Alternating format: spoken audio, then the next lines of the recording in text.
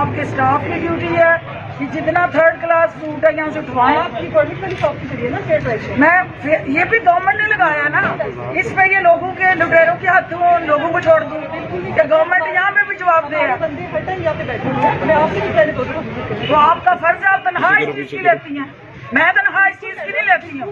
आप लेती हैं कि यहाँ देखें क्या गलत हो रहा है। तो मैडम इसको आराम से बात की जा सकती है।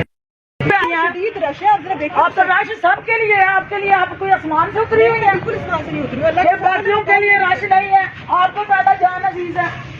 सबकी जान एक जैसी इम्पोर्टेंट है, आपकी हरकतें ही नहीं है ऐसी वाली। जिस वगैरह ने आपको लगाया उससे पूछते हैं, ये तरीका कारी नहीं है तुम्हारा। तुम VIP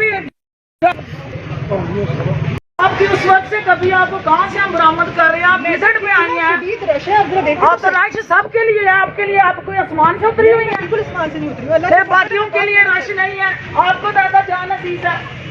सबकी जान एक जैसी इम्पोर्टेंट है, आपकी हरकतें ही नहीं है ऐसी वाली। जिस वगैरह ने आपको लगाया उससे पूछते हैं, ये तरीका कारी नहीं है तुम्हारा।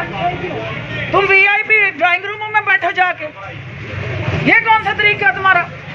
अवाम